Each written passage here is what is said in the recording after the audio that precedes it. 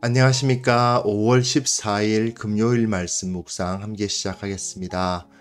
오늘도 주님께서 주시는 그 은혜와 사랑이 우리 말씀으로 하루를 시작하기를 결단하시는 귀한 성도님들과 함께 하시기를 간절히 기도합니다. 주님께서 우리의 삶이 어떠하든지 간에 어떤 위치에 있고 어떤 환경에 놓여 있든지 간에 주님께서 우리를 향한 그 사랑이 결코 그치지 않을 것이며 하나님께서 반드시 우리를 기억하시고 우리를 보호해 주실 것을 믿음으로 나아갑시다. 오늘 본문은 예레미야 5장 1절에서부터 9절까지 말씀입니다. 조금 예레미야 본문이 좀 그렇습니다만은 좀 우리가 죄에 대해서 지적을 받고 또한 교회에 대해서 마음을 품게 하는 그런 본문입니다. 이 본문을 통해서 또한 도전을 받고요. 그럼에도 불구하고 하나님께서 우리를 얼마나 사랑하셨는지도 확인할 수 있지 않을까 생각합니다. 그럼 함께 말씀을 보도록 하겠습니다.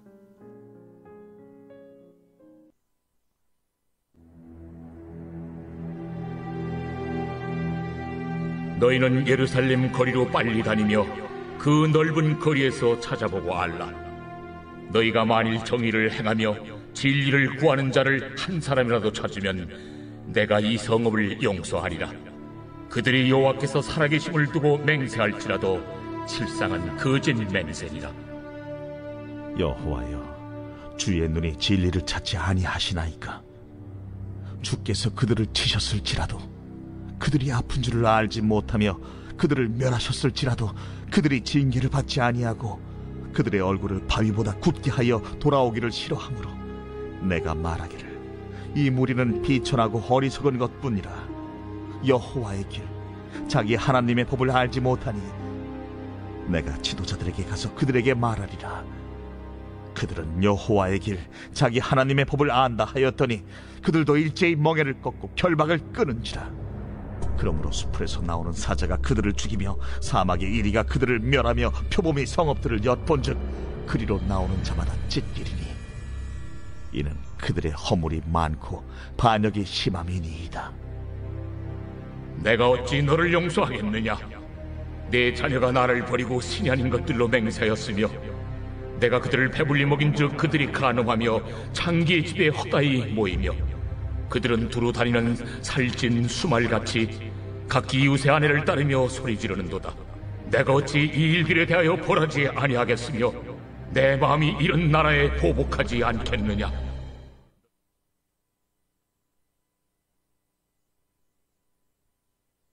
네, 지금 하나님의 심판에 대해서 다루고 있는 부분이고요. 그리고 심판 선언이 이루어지는 부분이라고 할 수 있죠. 왜 하나님께서 이렇게 완전히 예루살렘을 파괴하시는가? 이 문제에 대해서 다루고 있는 부분입니다. 어제 본문까지는, 그러니까 그저께 본문과 어제 본문에 이 하나님의 재앙, 이 심판을 피할 수가 없다. 하나님의 심판은 점점 시시각각으로 다가오고 있고 이것은 도무지 피할 수가 없고 확실하게 결정되어 버린 사안이다. 이것을 이제 정말 예레미야가 고통스럽게 그냥 가슴 아파하면서 탄식하면서 슬프도소이다 이렇게 번역된 이렇게 막 그냥 탄식을 하면서 이것을 노래했던 부분을 다루었는데요. 이제 오늘 본문부터는 도대체 예루살렘이 뭘 그렇게 잘못했습니까? 예루살렘이 왜 이렇게, 아니 하나님 앞에서 뭐 잘못할 수 있잖아요. 그 잘못할 수 있는데 이렇게까지 하실 건 아니지 않느냐. 그런 이제 그 항변에 대한 대답이라고 할 수 있어요. 하나님께서 오죽하면 이러시겠느냐. 예루살렘이 얼마나 잘못한 게 많으면 이렇게까지 하시겠느냐. 그런 노래를 이제 이곳에서 볼 수 있는데요.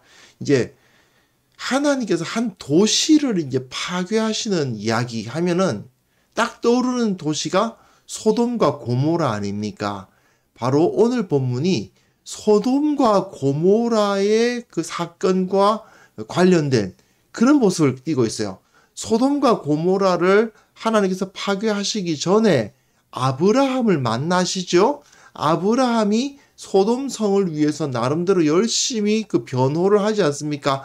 하나님 거기서 50명의 의인이 있으면 그걸 이제 파괴하시고 그러면 안 되는 거 아니냐 이렇게 하니까 50명 있으면 내가 파괴 안 한다고 45명, 40명, 30명, 20명, 10명까지 더 내려갔죠. 막 내려가면은 이제 의인 10명이 있으면 내가 파괴하지 않겠다 하고 그렇게 이제 한마디로 말해서 그 타협이 딱 되는데 거기서 단판을 딱 벌려가지고 이제 결국은 의인 10명이 있으면 소돔과 고모라를 파괴하지 않기로 했다가 결국은 10명이 없어서 파괴됐던 것을 볼 수 있죠. 그런 내용이 여기서 비슷하게 나타나고 있습니다. 예레미야가 이 소돔과 고모라를 위해서 중보했던 아브라함처럼 이 예루살렘을 위해서 유다를 위해서 간구를 하고 있는 겁니다. 그런데 이 예레미야의 예언에 의하면 소돔과 고모라가 차라리 예루살렘보다는 낫습니다. 이게 참 난감한 거죠. 하나님의 성읍 예루살렘이 소돔보다 고모라보다 더 못하더라, 더 심하더라. 그러니 망하지 않을 방법이 있느냐? 하나님의 심판을 당하지 않을 수가 있겠느냐? 이렇게 지금 노래하고 있는 것이죠. 본문 보시면요.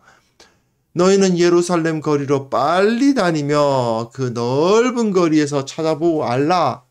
너희가 만일 정의를 행하며 진리를 구하는 자를 한 사람이라도 찾으면 내가 이 성읍을 용서하리라. 소돔성에서 몇 명이었죠? 10명입니다. 그런데 여기서는요. 한 사람이라도 찾으면 이게 참 난감합니다. 정의를 행하고 진리를 구하는 자 한 사람이 없는 겁니다. 예루살렘 성에. 그리고는 여기서 독특한 표현하죠. 그들이 여호와께서 살아계심을 두고 맹세할지라도 여기 이게 바로 문제죠. 사실상 유다 백성들 중에서 여호와 하나님을 믿지 않노라고 말하는 사람은 몇 명 있었을까요? 한 명도 없었을 겁니다. 전부 다 말하기를 살아계신 여호와께서 이렇게 이야기를 한단 말입니다. 하나님을 내가 살아계심을 믿고 있을진데 이렇게 이야기한단 말입니다. 누군가하고 약속할 때 하나님께서 살아계셔서 우리의 지금 이 계약을 보고 계시는데 설마 내가 배신하겠냐? 설마 내가 이 계약을 깨겠냐? 하나님 앞에서 내가 맹세할 건데 내가 반드시 이 약속을 지킨다. 그런 식으로 이야기를 하고 있다는 거예요. 그런데 실상은 거짓 맹세니라고 되어 있죠. 이게 그 원문을 이렇게 직역을 해보면 어떤 얘기냐 하면은 그들이 말로는 살아계신 여호와라고 하지만 그들은 살아계신 여호와라고 하는데 실상은 거짓을 향해 맹세한다. 거짓. 그 히브리어는 샤케르거든요. 르시케르, 샤케르를 향하여 맹세한다. 이렇게 돼 있어요. 무슨 소리냐 하면 저들이 이름은 여호와라고 부르는데 이름은 야훼라고 부르는 이름을 붙이는데 그런데 정작 그 신은 어느 신이냐? 거짓이라는 신이라 이거예요. 쉐케르라는 신을 향해서 거짓을 향해서 거짓이 어떤 그 추상화된 거짓을 향해서 맹세를 하고 있다. 그런 뜻입니다. 그들은 지금 거짓을 여호와라고 부르고 있다 그 말이에요. 거짓이라는 신을 향해서 맹세한다라고 표현해도 좋고요. 여호와 하나님을 향해서 맹세한다라고 표현하지만 실제로는 저들이 맹세하고 있는 대상은 거짓이다. 이게 완전히 이 당시의 행태를 고발하고 있는 것이죠. 그 다음 본문 보시면요. 이제 여호와여, 이게 예레미야의 말이죠. 주의 눈이 진리를 찾지 아니하시나이까? 주께서 그들을 치셨을지라도 그들이 아픈 줄을 알지 못하며 그들을 멸하셨을지라도 그들이 징계를 받지 아니하고 그들의 얼굴을 바위보다 굳게 하여 돌아오기를 싫어합니다. 이거를 알아요. 예, 예레미야는요. 주의 눈이 진리를 찾지 아니하십니까? 예, 그들이 아픈 줄도 모르고 징계를 받지 아니하고 바위보다 굳고 완전히 그냥 못쓸 녀석들인데 내가 말하기를 이 무리는 비천하고 어리석은 것뿐이라. 여호와의 길을 자기 하나님의 길 법을 알지 못한다라고 표현하죠. 이게 무슨 소리냐면요. 하나님 앞에 딱 변호를 하는 겁니다. 하나님, 그거는 이 평민들이 율법을 좀 공부 안 해서 그렇습니다. 몰라서 그렇다 이거죠. 무식해서 그런 거죠. 무식해서. 그러니까 진짜 악하고 하나님을 어떻게든 배신하기 위해서 막 그렇게 하는 게 아니고 워낙에 무식하다 보니까 배우지를 못하다 보니까 그런 거지. 아니 하나님을 다 살아계신 하나님을 믿고 그러고 있는데 설마 그러겠습니까? 이 사람들이 제대로 이제 교육을 좀 받고 그랬으면은 물론 교육을 못한 것은 잘못이긴 하지만 교육만 좀 잘 됐으면은 그런 문제가 좀 적을 텐데 이 못 가르쳐서 그렇다. 이거 못 가르치는 그 잘못은 인정하지만 좀 그 사람들을 못 가르쳤다고 이렇게 완전히 그냥 다 부서뜨려 버리고 성전을 파괴해 버리고 모든 그 성벽을 무너뜨려 버리는 그런 심판까지 내리시는 건 너무 심한 거 아니냐 그런 표현입니다. 하나님 이 사람들이 몰라서 그래요. 몰라서. 그러면서 뭐라고 하느냐면요. 그 다음 부분 보시면요. 내가 지도자들에게 가서 지도자들은 어떤 사람들이에요? 이 사람들이 못 배웠다고 말할 수는 없잖아요. 그죠? 그죠? 지도자들은 뭐 제사장, 대제사장, 왕, 선지자, 서기관 이런 사람들은 당연히 이제 잘 알죠. 그러니까 그 사람들한테 가서 그들은 여호와의 길, 자기 하나님의 법을 안다 하였더니 즉 하나님 앞에 나는 겁니다.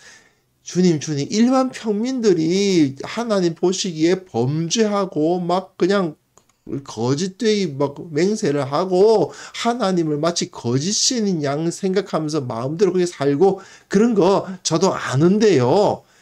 그건 좀 몰라서 그런 거 아닙니까? 몰라서 걔네들이 교육을 못 받아서 그런 거니까 그래가지고 그런 걔네들 물론 좀 벌을 주시는 것까지는 맞지만 이 예루살렘을 싹 다 파괴할 정도까지는 아니지 않습니까? 그러면서 자 지도자들 보세요. 이 사람들은요 하나님의 길이 뭔지도 알고요 하나님의 법도 알아요 라고 말하면서 그들을 짠 봤는데 얼씨구 그들도 일제히 멍에를 꺾고 결박을 끊은지라. 믿었던 지도자들이 어떻게 해요? 배신을 내린다는 겁니다. 말씀 너무 잘하는 그 지도자들마저도 하나님께서 외워주신 그 멍에를 꺾고 결박을 끊고 무슨 소리에서 하나님으로부터 자유. 하나님하고 나하고 상관없어. 율법대로 살기 싫어. 이렇게 지금 살고 있는 겁니다. 예. 멍에를 꺾고 결박을 끊었다는 말은 뭐냐 하면 하나님의 양이 되기 거부하겠다 그 말입니다. 하나님의 보호하심을 받는 가축이 되지 않겠다는 것입니다. 그러니 어떤 일을 당합니까? 숲풀에서 나오는 사자가 그들을 죽이며 그렇죠. 하나님이 목자 되셔서 그 목자 되신 하나님의 보호를 받지 않겠다 했으니 사자가 와서 그들을 죽이죠. 사막의 이리가 그들을 멸하며 표범이 성읍들을 엿본다. 그리로 나오는 자마다 찢기리니. 네, 그렇습니다.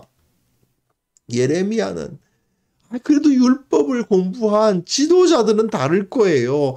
그 사람들은 바로 서 있을 거예요. 그 사람들이 저 평민들 제대로 못 가르친 것까지는 인정하고 걔네들이 그런 잘못이 있다는 것을 인정하겠습니다만은 이제부터라도 좀 잘 가르치면 되겠죠.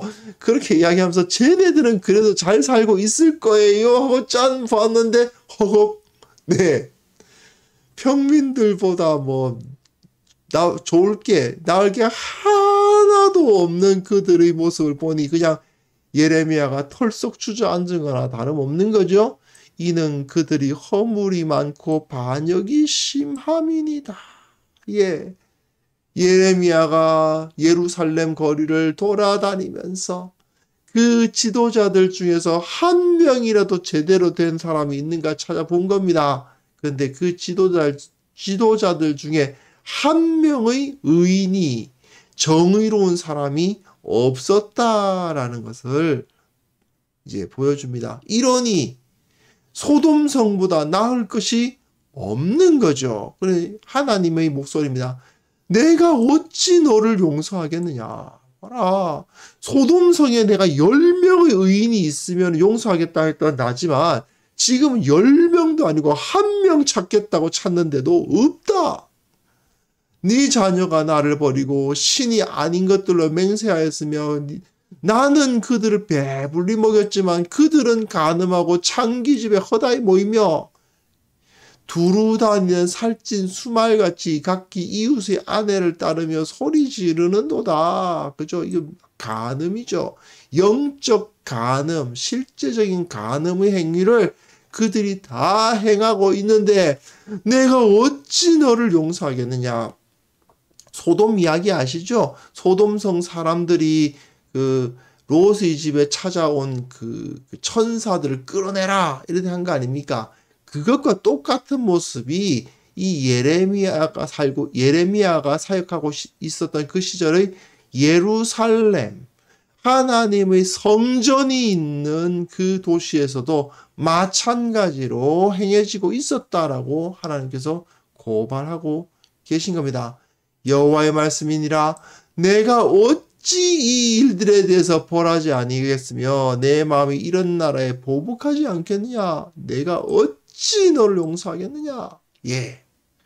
소돔을 불로 그냥 심판하셨던 그 하나님이 이 예루살렘을 놔두라고? 10명은커녕 1명을 못 찾겠는데 놔두라고? 예, 바로 그겁니다. 이게 바로 어제 본문에서까지 나온 하나님께서 뜨거운 동풍과도 같이 그들을 치시고 단에서부터 계속 내려오는 그 손으로 시시각각 다가오는 하나님의 공포가 밀려오고 결국은 그 모든 것을 다 싹 쓸어버리기로 결정. 난 절대로 마음 안 바꿔. 완전히 파괴할 거야. 이런 하나님께서 말씀하시는 이유가 바로 이거였던 것입니다. 도무지 의인을 한 명이라도 찾아볼 수가 없으니 어찌 이 성읍을 내가 살려둘 수 있겠느냐. 자, 성전이 있었던 예루살렘에 그 영적 상황이 이러했습니다. 우리 한국교회는 어떻습니까? 1000만 성도 운운하지 않습니까? 물론 1000만 성도 안 된다는 사실이 드러나고 있습니다만은 그러나 하나님께서 이렇게 말씀하시는 거죠. 저 교회 많은 한국에서 한번 찾아봐라. 그 중에 의인 한 사람이라도 찾으면 내가 그 나라를 용서하리라. 그런 말씀을 하고 계신 건 아닐까? 사실은 두려운 마음이 안 들 수가 없습니다. 분명히 하나님께서는요, 우리 민족들에게 말로 다 할 수 없는, 정말 상상조차 할 수 없는 은혜를 베풀어 주셨습니다. 실제로 우리나라가 정말 대단한 나라다라는 식으로 말하는 사람들이 많습니다만은 우리나라와 이 민족이 대단해서가 아니고 하나님께서 그 대단한 은혜를 부으신 겁니다. 기드온과 300용사가 미디안의 13만 5천을 이기는 것과도 같은 은혜가 이 한국, 이 한반도에게 임한 거예요. 아무것도 없는, 손바닥에 아무것도 없는 이 땅에 하나님께서 은혜 위에 은혜를 부으신 겁니다. 그러니까 우리가 이렇게 된 거예요. 교회가 세워지고 나라는 부강해지고 그리고 세상에 선진국 소리를 듣고 있어요. 놀랍지 않습니까? 제가 무슨 나이 많은 꼰대 이야기를 하는 것처럼 들리실 수도 있습니다만은 제가 초등학교, 그때는 초등학교가 아니고 국민학교인데 국민학교 1학년, 4학년 때 기억이 저는 아직까지 나거든요. 어떤 마음이 드냐 하면 그때 4학년 때 선생님이 뭐 이제 사회 시간이었던 걸로 기억을 해요. 그 나름대로 막 가르치고 쉬고 난 다음에 그때 뭐 상황이 뭐 많이 보이죠. 그때 저는 아직까지도 그때 제가 앉아 있었던 그 책상 삐걱삐걱 하는 그 나무 책상 다 기억하는데요. 그때 이 선생님이 뭐라고 말씀하시냐면요. 나중에 우리나라가 발전해서 선진국이 되면 뭐 그런 말씀을 하셨던 것이 아직 기억나요. 근데 저는 진짜 초등학교 4학년짜리인데 느낌이 어떤 느낌이 들었냐면 선생님도 아마 그런 마음으로 하셨을 거예요. 마치 우리 예수 믿는 사람들이 주님께서 다시 오시면 하는 거와 비슷한 느낌이에요. 그게. 우리나라가 선진국이 되면 이거하고 주님께서 다시 오시면이라는 표현이 느낌이 비슷해요. 그 정도입니다. 이 나라가 과연 선진국이 될 수 있을까? 70년대에도 그랬는데 60년대, 50년대 사셨던 우리 선배님들의 느낌은 어땠을까요? 말도 안 되는 소리 아닙니까? 전쟁의 폐허에서 겨우겨우 살아남은 이 사람들이 나중에 선진국의 그 국민이 되는 것을 꿈꾼다. 말도 안 되는 거죠.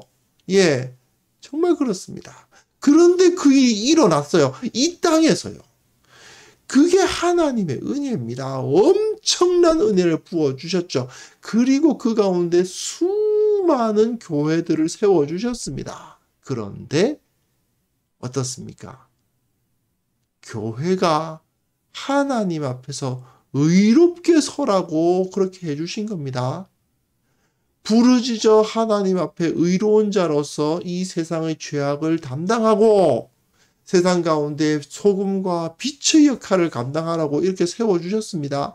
교회가 그 일을, 그 사역을 감당하는 동안에는 하나님께서 복에 복을 더해 주셨습니다. 그러나 교회가 자기 생각하고 하나님의 공로를 자기 공로로 만들고 하나님의 이름을 높이지 아니하고 자기를 높이고 이런 모습을 가지기 시작하면 결국은 무너질 수밖에 없습니다. 마치 예레미야가 한국에 와서 하나님 지금 교회 안 다니는 애들은 그럴 수도 있잖아요. 그래 저기 교회에 열심히 나가는 이 그리스도인들이 있는데 걔네들은 의로운 사람들이지 않겠습니까? 말하면서 그 교회 다니는 사람들을 짠 봤는데 예레미야가 이 당시에 예루살렘에서 경험한 것처럼 그 지도자들이 모두 다 범죄하고 있는 모습을 보고 그냥 실망할 수밖에 없었던 것처럼 예수를 믿는 자들이 동일하게 이 땅의 영적 지도자들로서 세움을 받은 그리스도인들이 똑같은 삶을 산다면 이 땅이 어떻게 되겠습니까? 우리는 하나님의 마음에 맞는 의인으로서 서 있어야 됩니다. 소돔과 고모라 이야기처럼 정말 의인 10명이 있으면 이 땅이 망하지 않습니다. 내가 그 10명 중에 한 명 되어보겠다고, 아니 예레미야서에 의하면 정말 한 성읍에 한 명 있으면 하나님께서 그래도 심판을 미루어 주십니다. 예, 내가 하나님의 법도를 바로 지키고 온전한 예배를 주님 앞에 드리고자 할 때 이 교회가 살고 민족이 구원을 받습니다. 전염병이 들이치고 각종 경제 상황이 어려워지고 하더라도 이 나라가 구원받는 길은 내가 의로운 자로서 서는 길입니다.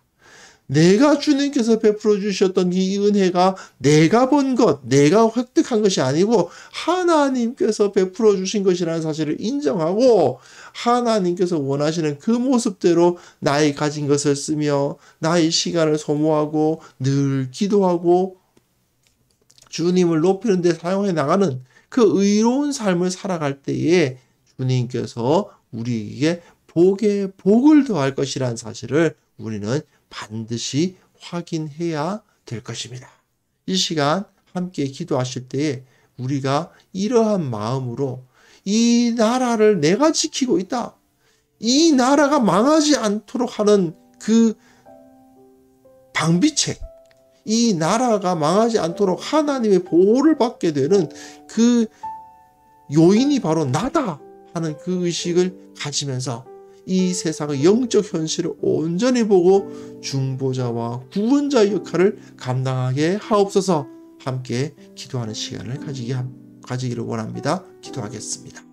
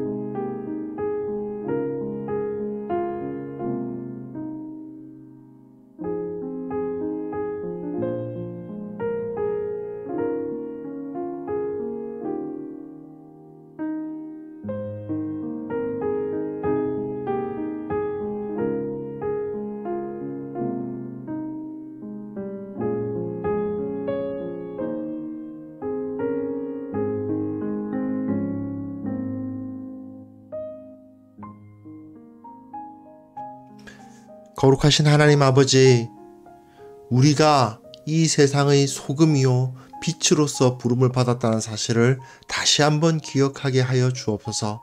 이 세상은 점점 더 하나님으로부터 떠나가고 있지만 우리는 중보자와 구원자로서 이 세상 가운데 서 있음을 기억하게 하여 주옵소서. 내가 무너지면 이 교회가 무너지고 내가 쓰러지면 이 나라가 망한다. 이 마음을 품게 하시고 하나님 앞에 거룩한 자로서 나의 인생을 주님 앞에 드릴 수 있는 거룩한 주님의 백성들이 다 될 수 있도록 도와주옵소서. 특별히 우리가 섬기는 교회 위에 은혜의 강물을 부어주셔서 각 사람이 모두 주님 앞에 의인으로서 주님을 따르는 자로서 예수 그리스도의 제자로서 바로 서게 하시고 그 모습을 주님께서 보시고 기뻐하시며 사랑하시고 정말 그 하늘에 속한 복을 부어주시는 그런 역사가 우리 교회 위에 온전히 일어나게 하여 주옵소서. 특별히 한국교회를 위해서 기도합니다. 이 땅에 하나님께서 얼마나 큰 은혜를 주셨는지 우리가 기억합니다. 주님, 이 은혜 우리가 잃어버리지 않도록 하나님의 나라가 이 땅에 온전히 세워질 수 있도록 최선을 다하게 하시고 한국교회의 강단에 특별히 은혜를 주셔서 그 영적 지도자들이 주님 앞에 정직하고 올바르게 서게 하셔서 이 교회가 온전히 구원선의 역할, 중보자의 역할 온전히 감당할 수 있도록 도와주시옵소서. 아버지, 오늘 하루 우리가 이 사명 감당할 수 있기를 원합니다.